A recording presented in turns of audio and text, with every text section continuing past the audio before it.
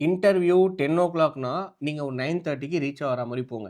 10:00 இன்டர்வியூக்கு வேர்த்து விறுவிறுத்து 10:00 உள்ள போகாதீங்க. ஓகே. ரொம்ப நர்வஸ் ஆயிடுவீங்க. கான்ஃபிடன்ஸ் லெவல் குறைஞ்சிரும். பயத்துல ப்ராப்பரா ஆன்ஸர் பண்ண முடியாது. 10:00 இன்டர்வியூக்கு காலையில 8 மணிக்கே போயிட்டு செக்யூரிட்டியோட உட்காந்துக்காதீங்க. ஏன்னா, நீங்க ஜாப்க்கு ரொம்ப டெஸ்பரேட்டா இருக்கீங்கன்னு தான் நினைப்பாங்களே தவிர, நீங்க ரொம்ப சின்சியரா இருக்கீங்கன்னு அங்க யாருமே நினைக்க மாட்டாங்க. 10:00 இன்டர்வியூனா 9:30க்கு ரீச் ஆகுங்க. அதுதான் ப்ராப்பர் ஷெட்யூலா இருக்கும். அதுக்கப்புறம் உங்களுக்கு தெரியாத ஸ்கில்ஸ் எல்லாம் ரெஸ்யூம்ல போட்டு உள்ள போய் பொய் சொல்லிடாதீங்க. இதுதான் இம்பார்ட்டன்ட் ஃபேக்டர். டிரெஸ் கோட் கரெக்ட்டா வச்சுக்கோங்க. Proper eye contact, proper salary negotiation, ப்ராப்பரான ரெஸ்யூம் கொண்டு போங்க. ஆன் டைம்ல இருங்க. என்ன கேட்கணுமோ அத கேளுங்க.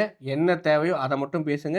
ப்ராப்பரா இருந்துக்கோங்க. எனக்கு எப்படி கம்பெனி அப்ரோச் பண்ணணும்னு தெரியல. எனக்கு எந்த கம்பெனிக்கு அப்ளை பண்ணணும்னு தெரியல. எந்த ஜாப் ரோலுக்கு அப்ளை பண்ணணும்னு தெரியல. நான் எந்த ஜாப் ரோலுக்கு ஃபிட்டுன்னும் தெரியல. எனக்கு எங்கேருந்து ஸ்கில் செட்ட டெவலப் பண்ணணும்னு தெரியல. இந்த கேட்டகரியில தான் நீங்க இருக்கீங்களா? No problem.